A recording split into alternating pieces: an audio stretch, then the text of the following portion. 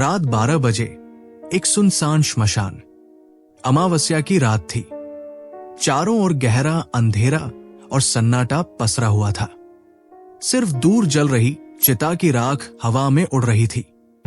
हवा में एक अजीब सी गंध थी, कुछ जला हुआ, कुछ सड़ा हुआ। विजय और उसके दो दोस्त रवि और अर्जुन एक पुराने साधु की बातों में आकर मसानी साधना करने के लिए श्मशान पहुंचे थे। अगर ये साधना सफल हुई तो हमें अपार शक्तियां मिलेंगी, विजय ने कहा।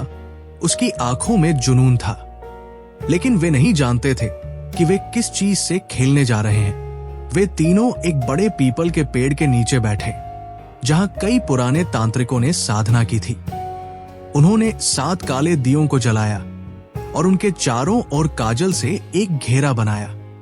मंत्र पढ़ते ही ठंडी हवा चलने लगी और दूर जल रही चिता की आग अचानक से भड़क उठी। रवि कांपने लगा। भाई, कुछ तो गड़बड़ है, हमें ये सब नहीं करना चाहिए। लेकिन विजय ने उसकी बात अनसुनी कर दी। उसने काले धागे से बंधी हड्डी उठाई और मंत्र का उच्चारण किया। हरि बटुकाए आप दुद्धारणाय, कुरु कुरु बटुकाय स्वाहा। तभी हवा अचानक से और तेज हो गई और श्मशान की राख उड़ने लगी। रवि और अर्जुन अब भागना चाहते थे, लेकिन विजय साधना में लीन था। तभी अर्जुन की नजर श्मशान के एक कोने में पड़ी। वहां कोई खड़ा था, एक सफेद कपड़े में लिपटा हुआ, मानो कोई मुर्दा, लेकिन उसकी आंखें लाल जल रही थी। वो देखो, अर्जुन ने कांपते हुए कहा। विजय ने आंखें खोली और जैसे ही उसने उस परछाई को देखा, वो आकृति हवा में तैरती हुई उनकी ओर बढ़ने लगी। तुमने मुझे जगाया, अब तुम्हारी आत्मा मेरी होगी। आकृति के मुंह से एक घिनौनी गहरी आवाज आई और अचानक चारों ओर से कई सफेद आकृतियां प्रकट हो गई। श्मशान के मसान जाग चुके थे। रवि जोर से चिल्लाया, हमें यहां से भागना होगा। लेकिन विजय का शरीर कांपने लगा। उसकी आंखें उलट गई। उसकी जुबान से एक औरत की आवाज आई, अब बचने का कोई रास्ता नहीं है। अर्जुन और रवि की आंखों के सामने विजय का शरीर धीरे धीरे जलने लगा। रवि और अर्जुन ने जैसे तैसे अपने शरीर को हिलाया और दौड़ने लगे। पीछे से चीखों की आवाजें आ रही थी। विजय की चीखें या मसान की? श्मशान की राख अब हवा में थी और उनके पैरों के नीचे जमीन हिल रही थी। रवि ने अपने गले से हनुमान जी का लॉकेट निकाला और जोर से बजरंग बली का नाम लिया। और तभी एक तेज रोशनी चमकी और वो मसान कुछ देर के लिए पीछे हट गए। श्मशान के बाहर का रास्ता दिखने लगा। वे दोनों तेजी से वहां से भाग निकले। अगली सुबह जब गांव के लोग श्मशान में गए तो उन्हें वहां केवल एक जली हुई देह मिली, विजय की लाश, अधजली हालत में। लेकिन उसका चेहरा विकृत था, मानो वो अब भी दर्द में चीख रहा हो। और उसके पास ही एक राख में दबी चीज पड़ी थी, एक काले धागे से बंधी हुई हड्डी, जो अब भी धीरे धीरे जल रही थी। श्मशान की आत्माओं से खेलना मत, वरना मसान तुम्हें कभी नहीं छोड़ेगा। रवि और अर्जुन किसी तरह बचकर गांव लौट आए, लेकिन विजय की मौत का खौफ उनके दिमाग से निकल नहीं रहा था। रात होते ही रवि के घर में अजीब घटनाएं होने लगी।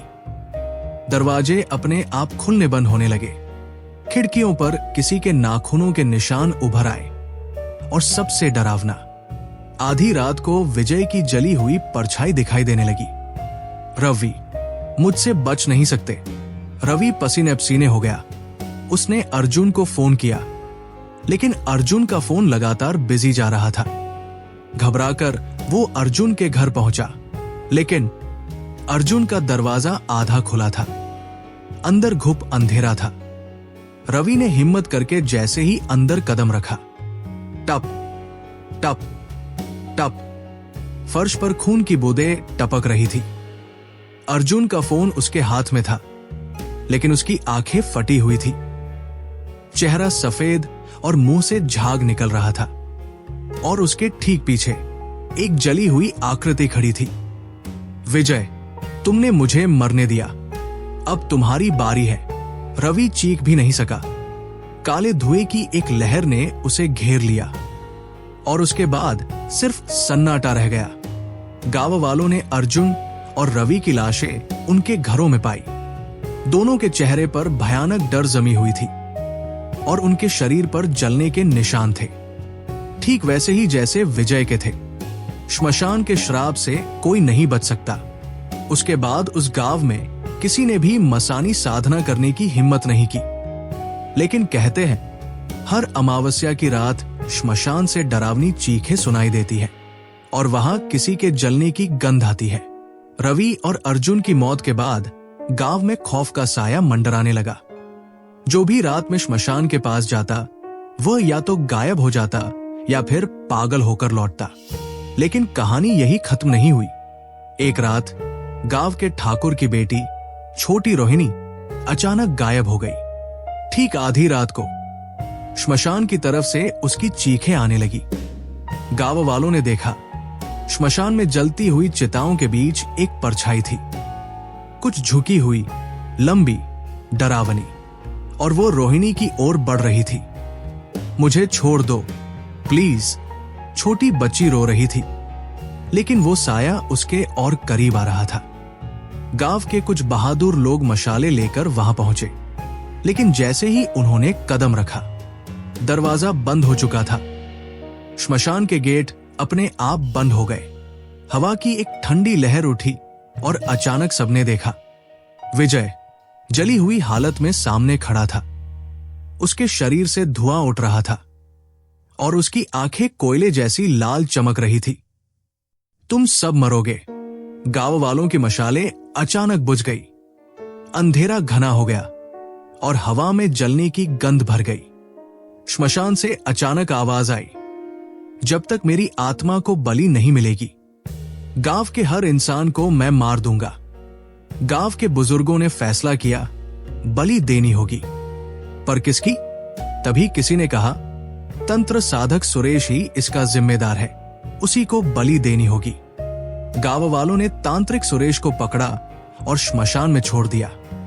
सुरेश चीख चीख कर माफी मांगता रहा, लेकिन जली हुई परछाई उसकी ओर बढ़ी और फिर अचानक भक्क, श्मशान में आग भड़क उठी और सुरेश की चीखों से पूरा गांव कांप उठा। सुबह जब लोग श्मशान पहुंचे तो वहां कुछ भी नहीं था, ना सुरेश की लाश, ना कोई निशान, बस राख उड़ रही थी। पर कहते हैं हर अमावस्या की रात विजय की परछाई अब भी वहां देखी जाती है, और अगर कोई इंसान गलती से उधर चला जाए तो वो कभी वापस नहीं आता। गांव वालों ने सोचा कि सुरेश की बलि देने के बाद ये श्राप खत्म हो गया, लेकिन वे गलत थे। एक रात गांव के बुजुर्ग पंडित रामशरण जी अपने घर में पूजा कर रहे थे। अचानक ठक ठक ठक, दरवाजे पर किसी ने जोर से दस्तक दी। इतनी रात को कौन हो सकता है? उन्होंने धीरे धीरे दरवाजा खोला और सामने का नजारा देखकर उनकी आत्मा कांप उठी। सामने सुरेश खड़ा था, पर वो जिंदा नहीं था। उसका शरीर जल चुका था, उसकी खाल पिघल रही थी और उसकी आंखों से खून टपक रहा था। तुमने मुझे मार दिया, लेकिन मैं वापस आ गया। सुरेश की वापसी के साथ ही गांव में अजीब अजीब घटनाएं होने लगी। गायब होती औरतें, कुएं में तैरती लाशें, रात के अंधेरे में किसी के कदमों की आहट। फिर एक रात ठाकुर के बेटे का सिर धड़ से अलग मिला। अब गांव वाले पूरी तरह डर चुके थे। गांव के संत महात्मा रघुवीर बाबा को बुलाया गया।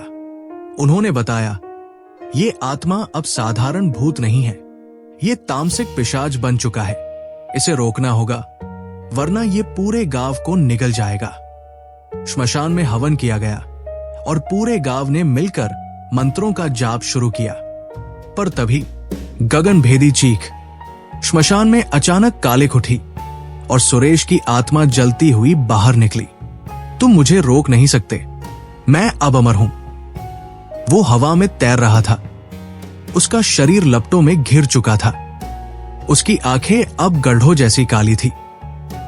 महात्मा रघुवीर बाबा ने कहा, इसे रोकने का एक ही तरीका है, किसी को अपनी जान देनी होगी।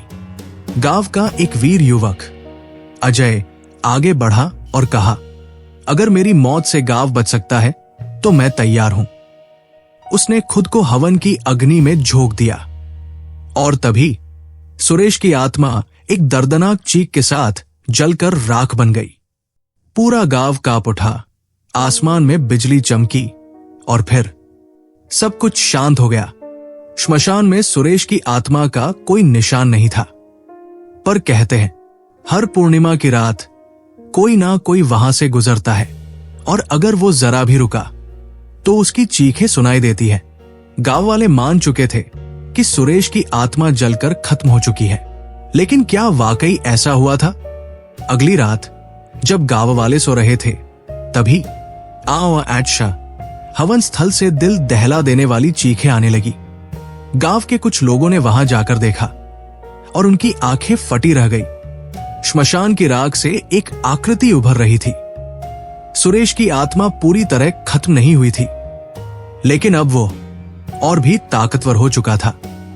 तुमने सोचा मैं जल गया? नहीं, अब मैं अमर हूं।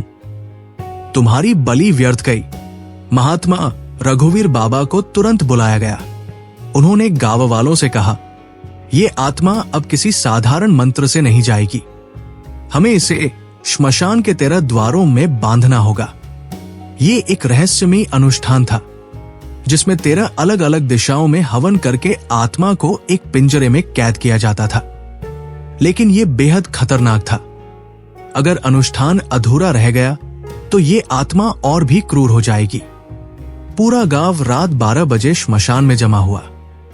चारों ओर दीप जलाए गए। हवन शुरू हुआ और महात्मा जी ने अपने मंत्रों का जाप तेज कर दिया, लेकिन तभी हवा अचानक बहुत ठंडी हो गई। श्मशान के चारों ओर धुएं का एक भयानक भंवर उठने लगा। फिर अचानक एक गहरी आवाज आई, तुम लोग मुझे रोक नहीं सकते।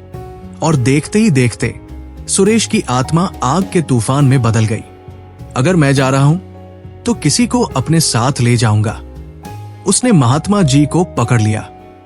उनकी आंखें सफेद पड़ गई और उनका पूरा शरीर राख में बदल गया। गांव वाले चिल्लाए, लेकिन अब कुछ नहीं किया जा सकता था। श्मशान के 13 द्वार खुल गए और सुरेश की आत्मा हमेशा के लिए काल के अंधेरे में कैद हो गई। कहते हैं आज भी अगर कोई उस श्मशान में जाता है तो उसे कोई पुकारता है, रुको, मत जाओ, मुझे बाहर निकालो। गांव वालों ने सोचा कि सुरेश की आत्मा हमेशा के लिए कैद हो गई, लेकिन सच कुछ और ही था। रात के तीसरे पहर श्मशान में हलचल होने लगी। राख के ढेर से एक जली हुई हथेली बाहर निकली और फिर धीमे धीमे एक विकृत चेहरा उठने लगा। तुमने सोचा मैं खत्म हो गया? नहीं, मैं अब और भी शक्तिशाली हो चुका हूं। सुरेश की आत्मा काल के अंधेरे से लौट आई थी, लेकिन इस बार वो अकेला नहीं था। उसके साथ थी श्मशान की 7 श्रापित आत्माएं जो कभी मुक्त नहीं हो सकती थी। उस रात गांव में एक अजीब सी ठंडक थी। कोई चिड़िया नहीं चहक रही थी। कुत्ते अंधेरे में शून्य में भौंक रहे थे। हवा में एक अजीब सी बास थी, जैसे कुछ सड़ रहा हो। और फिर आधी रात को गांव में पहला हमला हुआ। रामू काका के घर से भयानक चीखें आई। लोग दौड़े, लेकिन जब वे पहुंचे, रामू काका की आंखें सफेद हो चुकी थी। शरीर अकड़ा हुआ था और उनकी खाल पर जलने के निशान थे। उसने मुझे पकड़ लिया था। आग, बहुत तेज आग थी। रामू काका ने बस इतना ही कहा और उनकी जान निकल गई। गांव के बुजुर्ग कांपते हुए बोले, वो वापस आ गया और इस बार उसे कोई नहीं रोक सकता। गांव वालों को एक आखिरी उम्मीद थी। भैरव बाबा, एकमात्र तांत्रिक जो श्मशान की आत्माओं को काबू कर सकता था।